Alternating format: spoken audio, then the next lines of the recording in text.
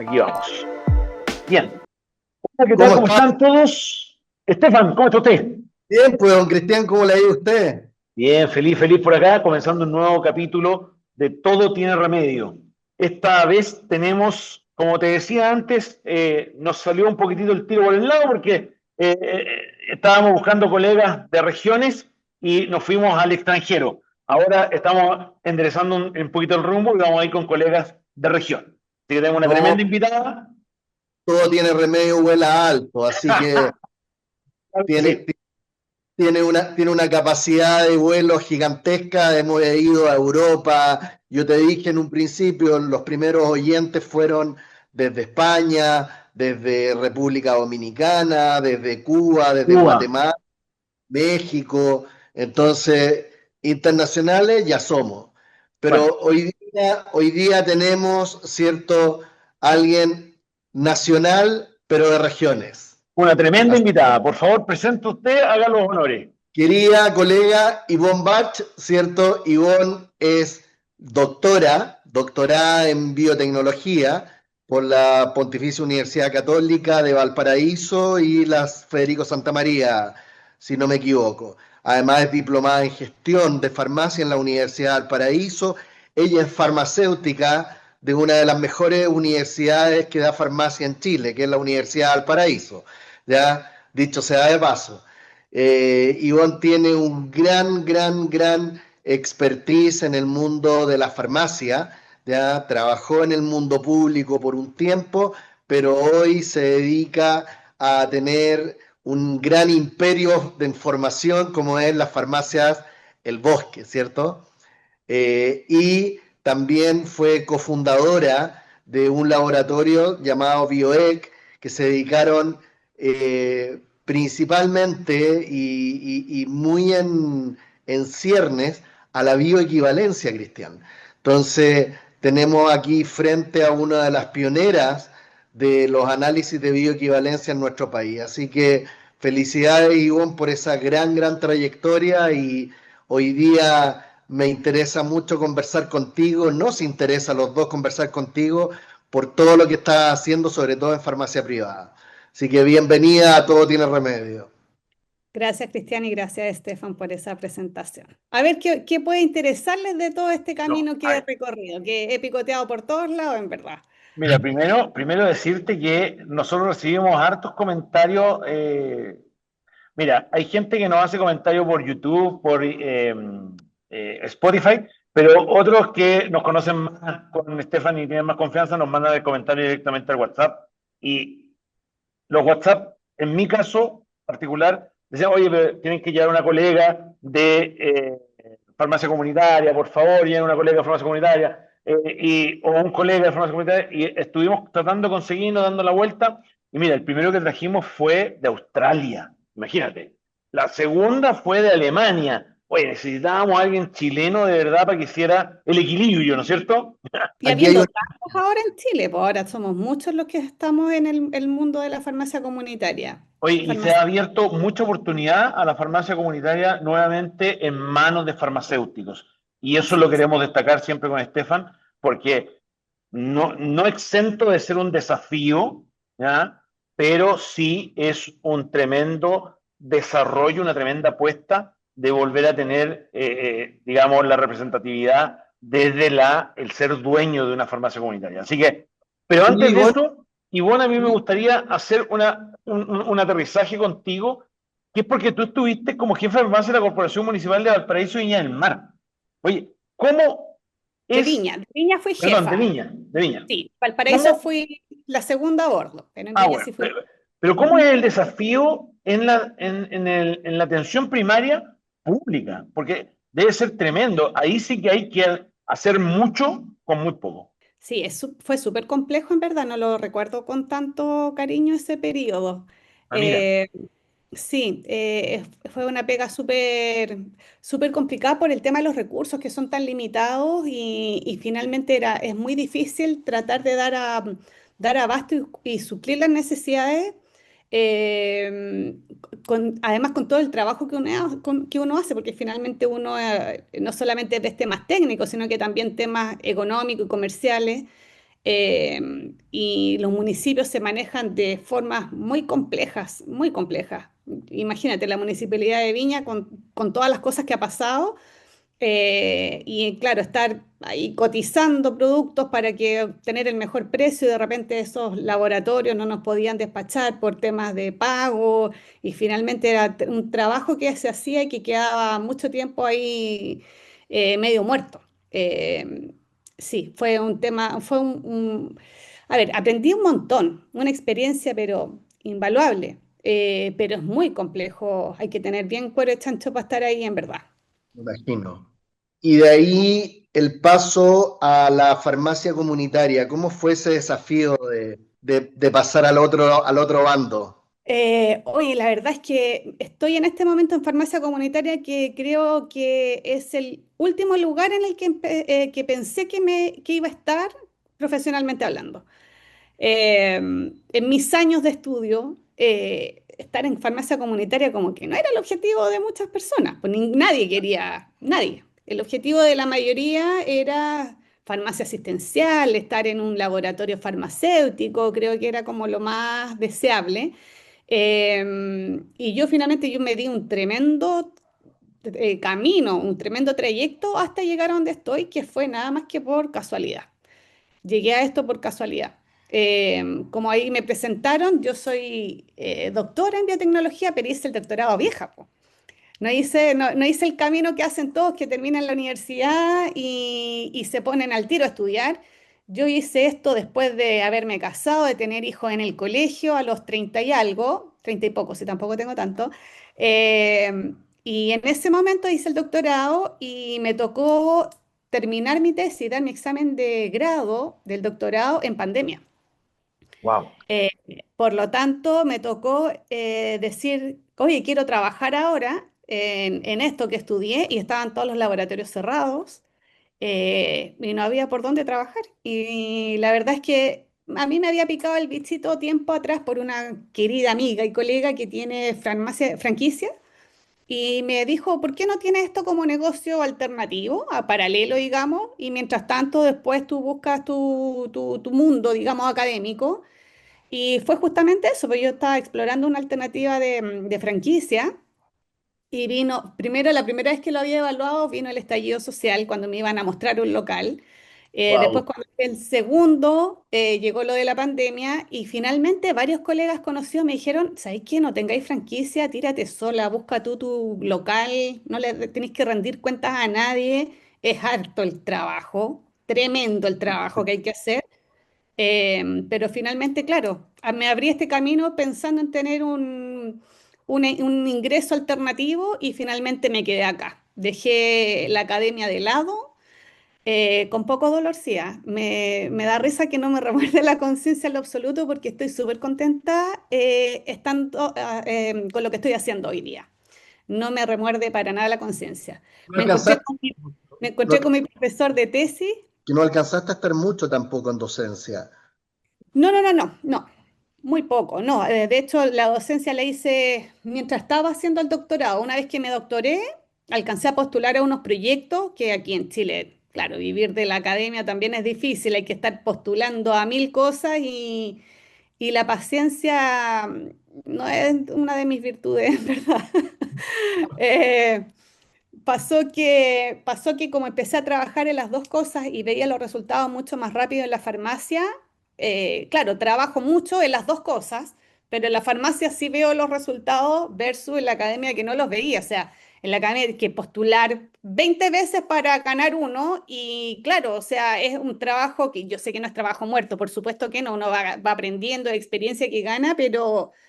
La verdad es que como fue una mezcla de que me empezó a gustar lo que hice, que tuve éxito, digamos, me está yendo bien, que finalmente no lo pensé dos veces y seguí este camino nomás. Mira qué bueno. Y este camino de la farmacia comunitaria, porque ahí tú puedes desarrollar no solamente lo que aprendiste en la universidad, sino que tanto en el doctorado como en el pregrado, sino que además desarrollar lo que aprendiste en la atención primaria, la atención farmacéutica, servicio farmacéutico, abastecimiento, la parte comercial misma del trabajo Entonces, ¿cómo ha sido esa conjunción de mundos en tu desarrollo actual? A ver, creo que sí, cada uno de los trabajos que tuve a lo mejor me ha dado como alguna gotita ahí que ha contribuido en esto. La atención primaria, al nivel de, por ejemplo, la Corporación Municipal de Viña, estaba relacionada casi netamente con abastecimiento.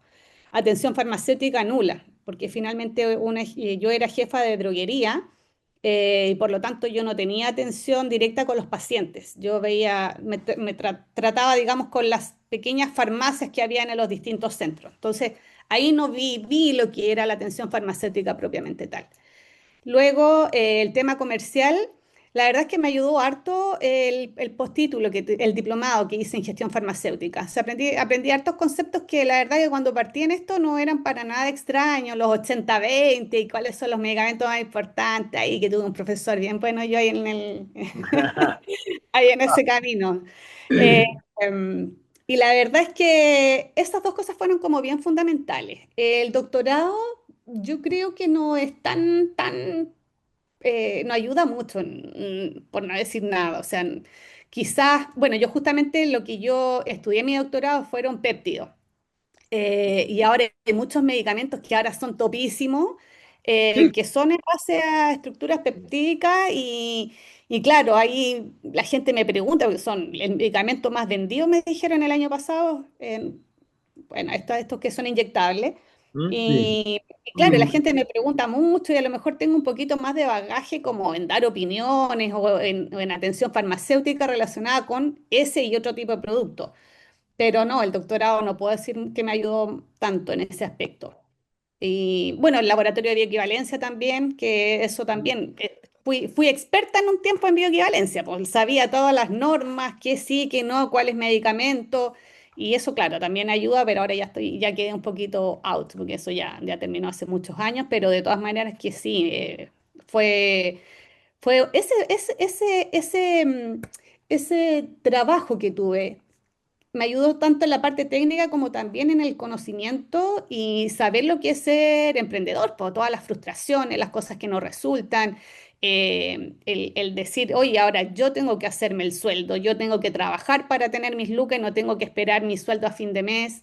Hay frustración, hay problemas de pagos, que voy a tener las lucas para pagar todas las facturas, para pagar arriendo, para pagar los sueldos, que eso es algo que no se aprende si uno no está metido en un emprendimiento.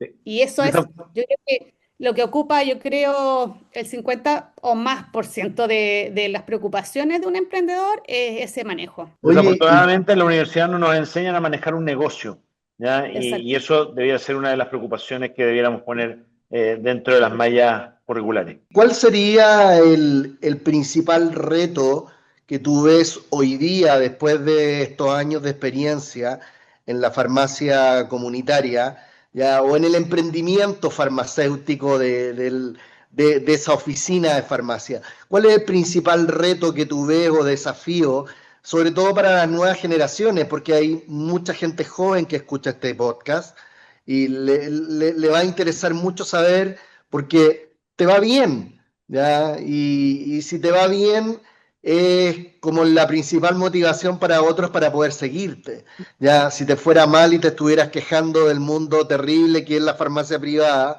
¿cierto? Tal vez no te hubiéramos entrevistado, porque todo no tiene remedio, Claro. ¿ya? ¿Cuál es tu mensaje, Igo? ¿Cuál es tu propósito? Es que, a ver, yo siempre he tenido como una dualidad con la profesión que tenemos. Eh, Porque siempre, bueno, cuando yo estaba en atención primaria, yo atendía pacientes. Ahora que estoy en el mundo privado son clientes. Entonces uno como que siempre tiene como esta cosa entre lo sanitario y lo comercial. Creo que es algo como que a mí me cuesta mucho asumir o ponerle como un encasillamiento. Y con lo que me acabas de preguntar me queda la misma duda. ¿Desde qué punto de vista? ¿Del punto de vista farmacéutico o del punto de vista comercial como emprendedor? Porque finalmente uno se tiene que disociar en algún momento y no podía echar al saco soy esta misma persona. De repente hay cosas que uno dice, oye, comercialmente tengo que ir a este camino, pero también soy farmacéutico, entonces tengo que irme para este otro camino. Entonces, ¿desde qué punto de vista? Farmacéutico, vamos por el farmacéutico. A ver, desafío, bueno, creo que eh, considerando la brecha generacional, y ya estoy en los 40, con los chicos que vienen recién saliendo, que me ha tocado a mí entrevistar a hartos colegas recién titulados, y que tienen hartas exigencias que yo encuentro súper válidas, un montón, pero hay que trabajar mucho, mucho, mucho, mucho para tener un emprendimiento sano y exitoso. Esto de voy a trabajar hasta las 5 de la tarde, no voy a trabajar ni fin de semana ni festivo, o que, no sé, pues me han tocado, yo de verdad he entrevistado gente que me dice que trabajo 3 veces a la semana solamente, y un montón de cosas. Entonces, creo que es súper importante, que está bien, súper válido, por supuesto que no es una crítica, pero si tú quieres meterte en un emprendimiento, tenés que estar dispuesto a sacarte la mugre, al menos inicialmente, no es para siempre. Ah, ya. Pero inicialmente yo tenía que estar 24 no, pero 13 horas al día, 7 veces a la semana, porque al principio no hay lucas para pagar sueldos, tú tienes que tener abierto para vender y poder cumplir con el pago del arriendo, para pagarle al auxiliar, para pagar un montón de cosas. Entonces, hay que considerar sí o sí hacer un tremendo sacrificio personal, para sacar adelante un negocio. Creo que en segundo es súper importante también, asesorarse con gente que sabe. Creo que es bueno el acercarse a otros colegas. Bueno, a todo esto aprovecho a pasar el dato. Yo pertenezco a la AFIT, que es la Asociación de Farmacias Independientes, que son los dueños farmacéuticos, que es distinta a otras asociaciones que tienen otro rubro, digamos otras profesiones.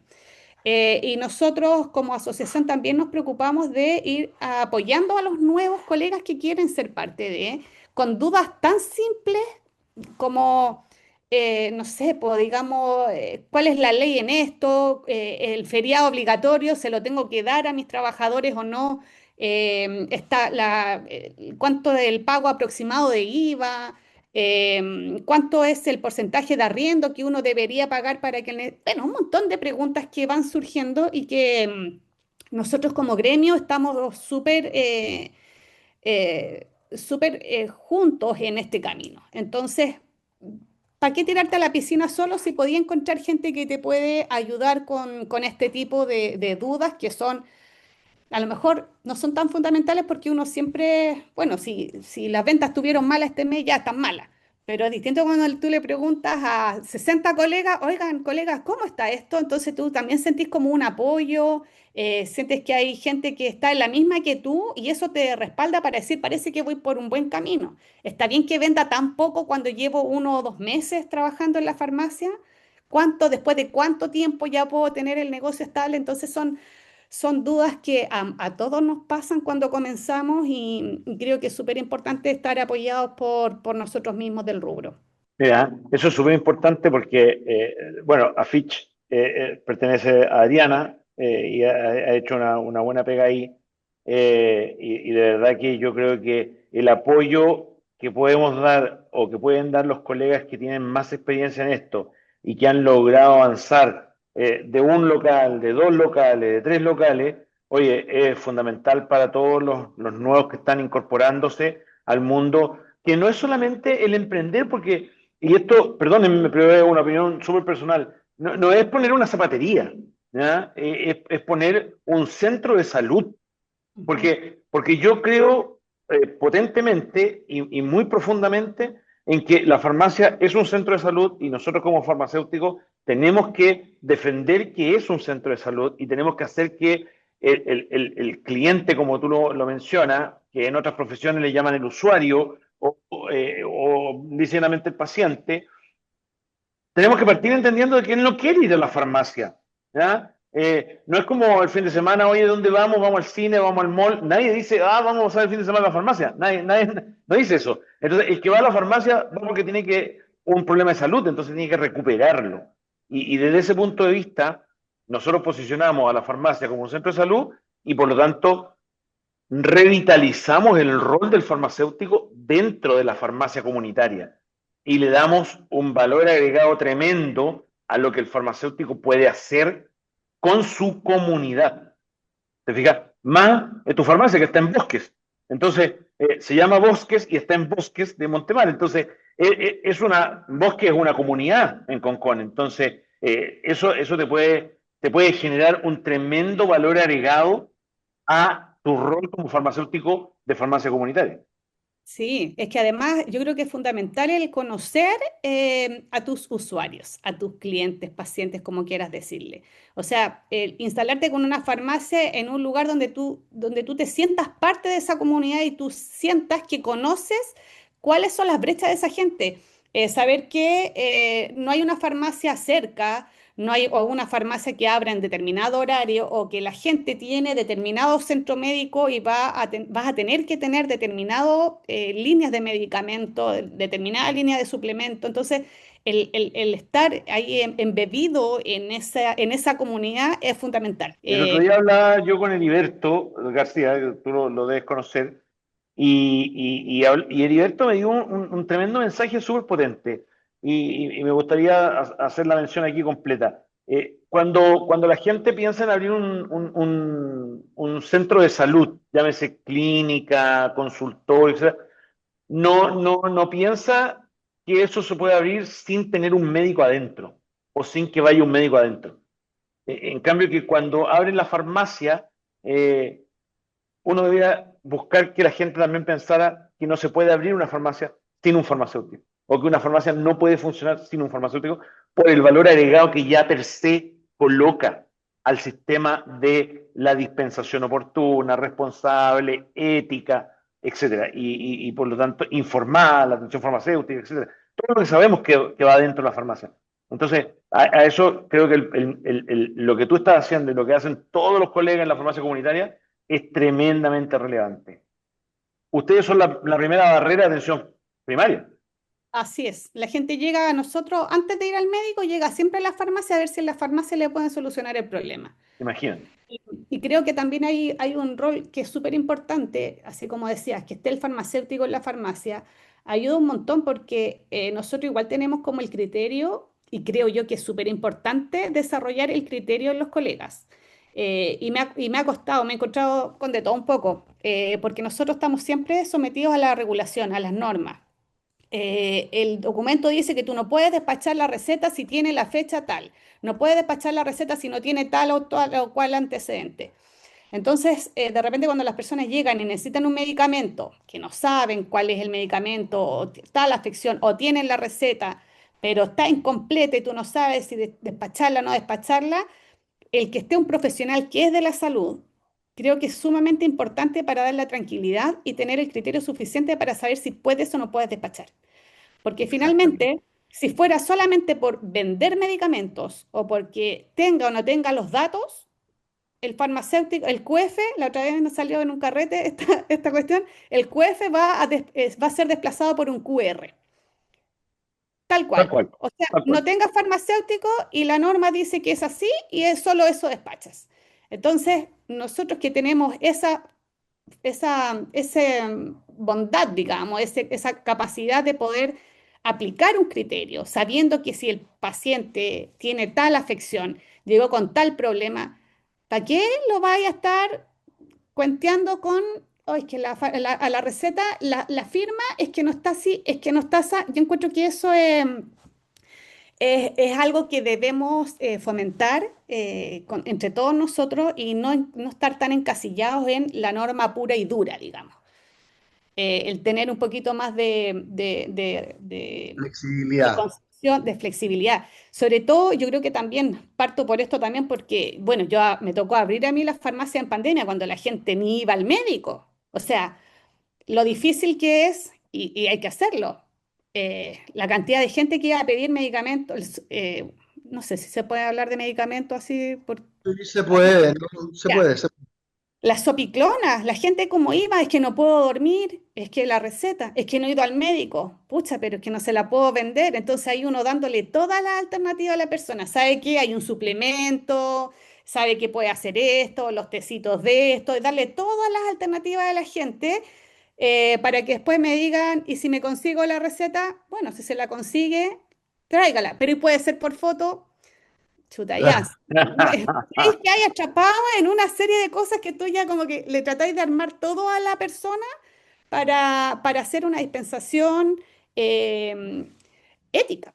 Mira, ¿Cachai? problemas reales de la vida real. Pero sí es así, es así. Y pasando a otro tema, porque claro, vimos tu tema actual, profesional y todo, pero ¿por qué quisiste estudiar farmacia?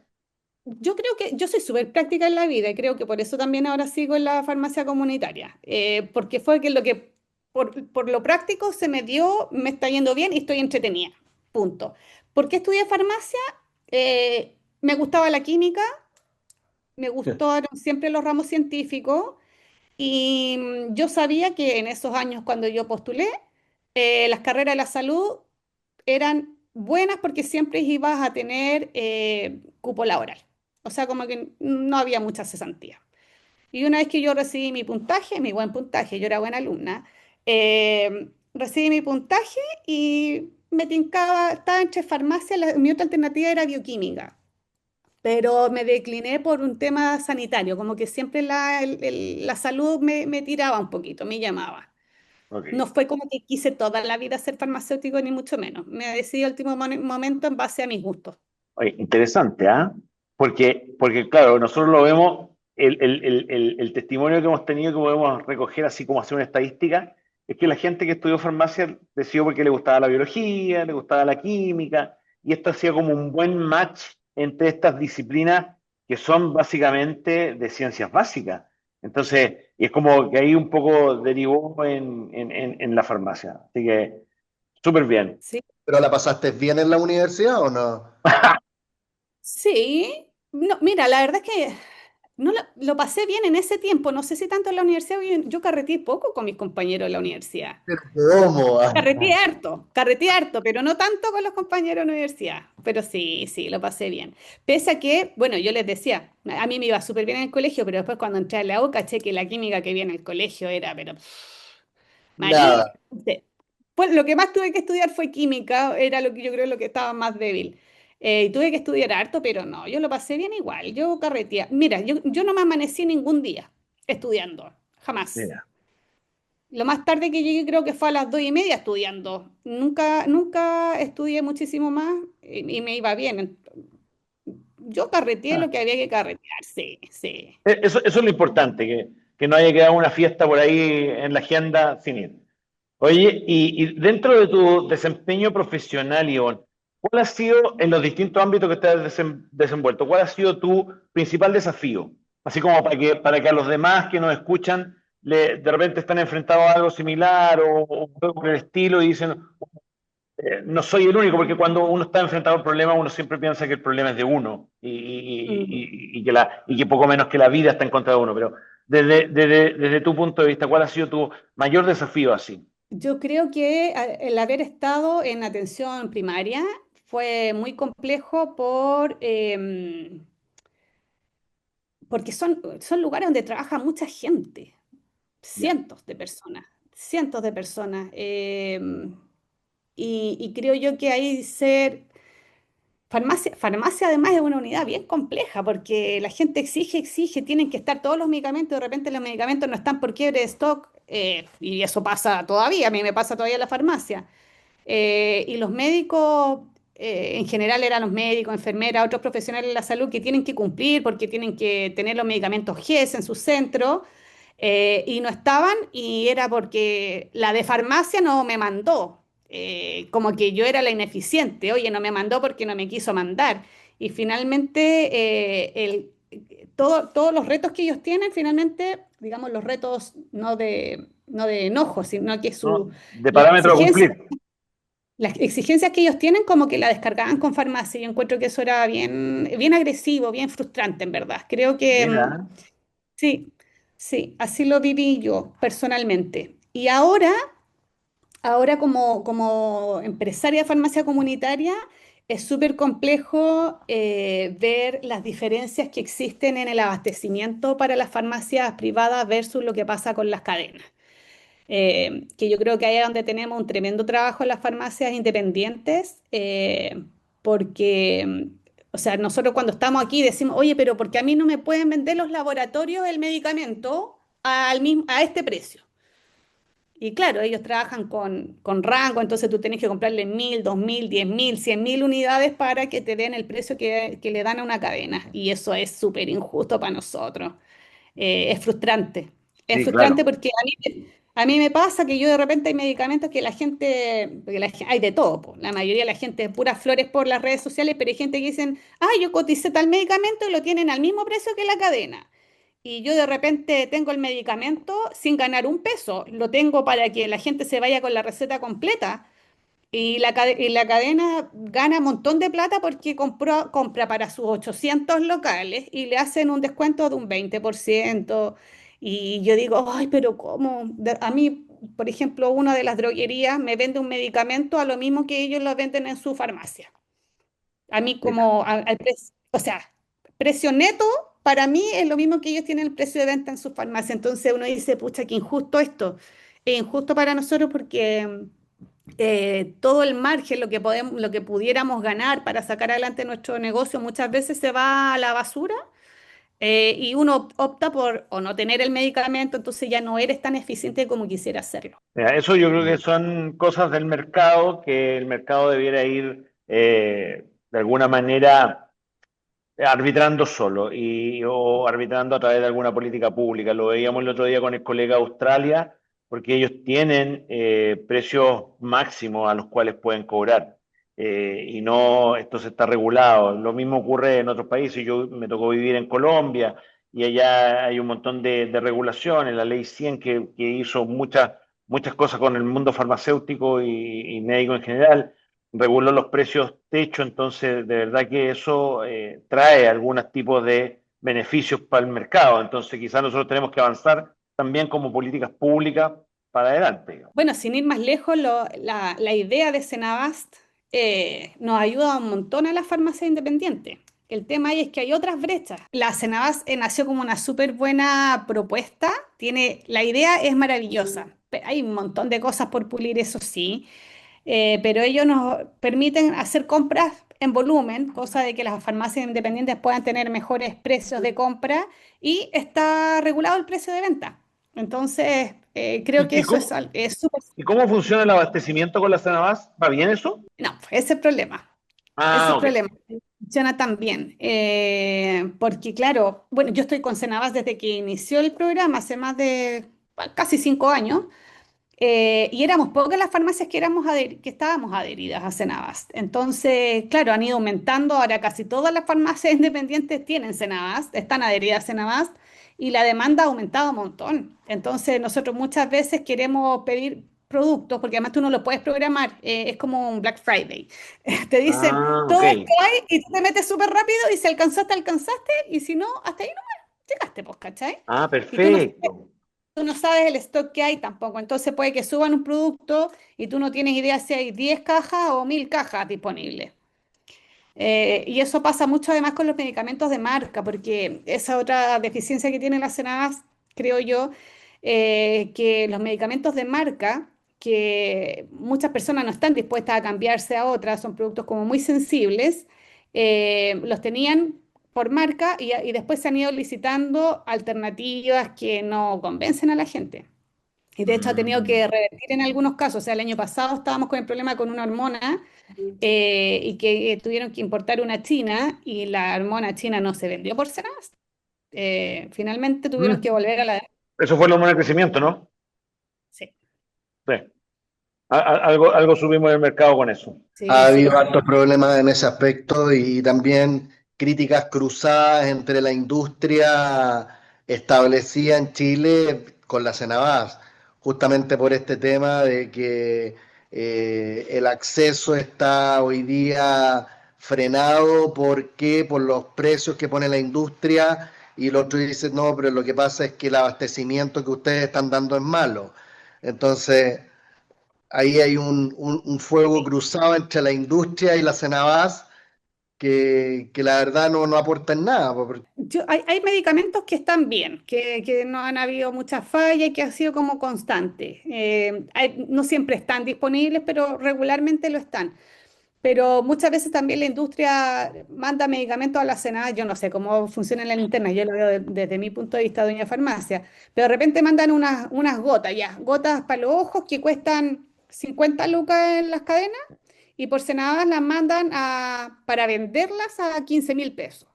Entonces digo, ya, con esto la hago porque la gente me va a preferir venir a comprar, pero resulta que tienen vencimiento para 4 meses más, po. Mm. Eso pasa con muchos medicamentos, con muchos. Entonces, yo creo que si la industria llegara con con buenos precios, o sea, el problema de la distribución está más bien dada por la cantidad de productos. Porque tampoco creo yo que el sistema es tan apropiado, porque, bueno, yo trabajé con las Senabas en atención primaria, entonces es súper distinto cómo funcionan las instituciones públicas versus cómo funcionan las farmacias privadas. Porque en las instituciones públicas uno hace una intermediación, tú haces una planificación de cuánto vas a querer tú Sí, en los siguientes sí. meses, en el siguiente periodo. Por lo tanto, la Senabas de esa forma sabe cuánto tiene que comprar. En cambio, con esto hay un aproximado. Ahí hacen una encuesta que se responde voluntariamente, que yo siempre respondo.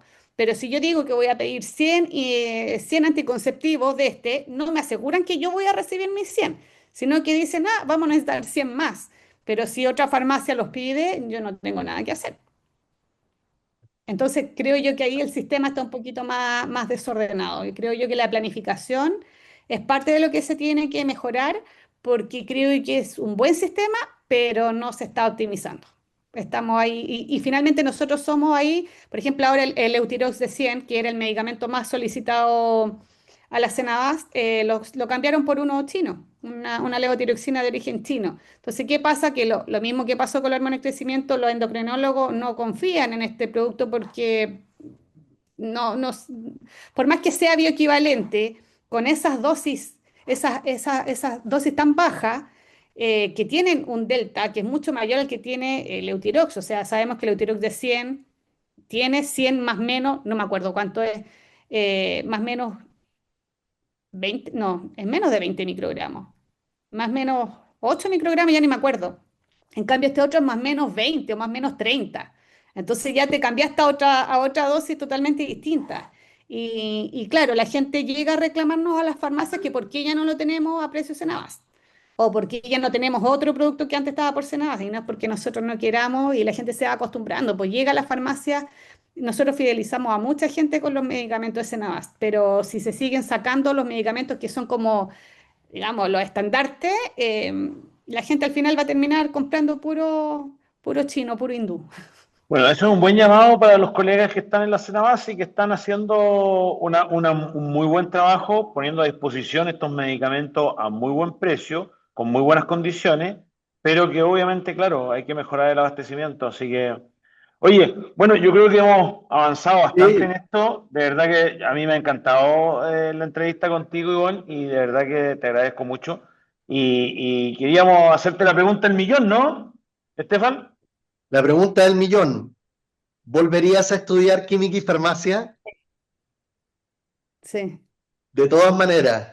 sí, sí. Perfecto, buenísimo.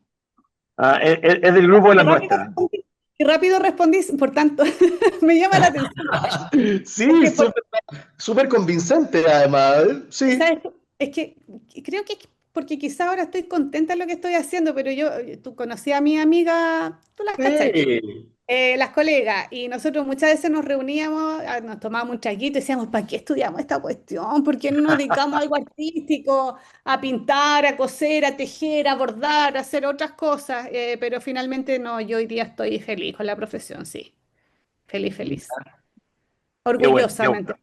Mira, Bueno, qué bueno todo tiene, escucharte porque eso es inspirador para los que vienen. Así que, no, y para todo tiene remedio, es una respuesta súper adecuada, porque finalmente lo que nosotros queremos en este podcast es aumentar la fidelización con nuestra profesión.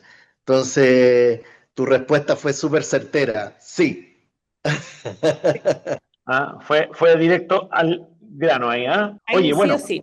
Es que yo en todo Dale. esto de fortalecer la profesión estoy organizando junto con la Fitch. Muy bien. Estamos organizando un congreso para farmacias independientes. Ya. que va a ser el 14 y 15 de noviembre en la Universidad Andrés Bello. Estamos patrocinados por el Colegio Químico Farmacéutico también. Así que síganos en la cuenta de Instagram PharmaFest 2025, donde ahí vamos a empezar a subir la información cuando ya tengamos el programa 100% armado. Le vamos a pedir al Eso. piso 6 que coloque ese aviso en los subtítulos. ¿Ah? Perfecto. ¿Ah? Oye, Que el piso 6 hace la postproducción, entonces por eso que... y Perfecto. promoviéndola. Entonces, noviembre, ¿qué fecha? 14 y 15. 14 y 15 de noviembre, primer congreso de farmacia Independiente. independiente, primer congreso de farmacia independiente, 14 Perfecto. y 15 de noviembre. Oye, que les vaya excelente. Cuenten con nosotros para los avisos, para todo. Ah, Los últimos cursos que se han hecho nos han regalado algunos cupos, así que bienvenidos si también quieren hacerse una expresión así a través de nosotros. Así que vamos por eso. ¿Ah? Nosotros apoyamos todas las causas que vayan en pro de la profesión. Bueno, perfecto. vamos a empezar a despedir, así que Ivonne, muchas gracias nuevamente. Estefan, muchas gracias.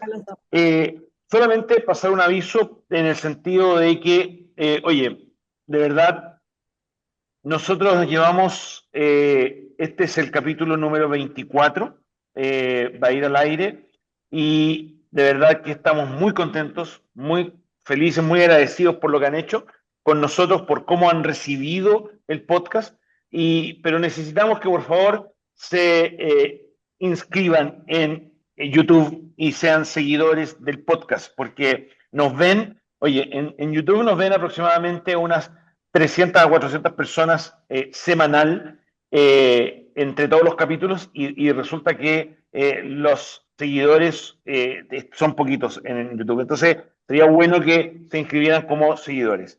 Lo mismo en Instagram, que imagínate, en Instagram tenemos casi 400 seguidores, así que estamos felices con eso, fantástico.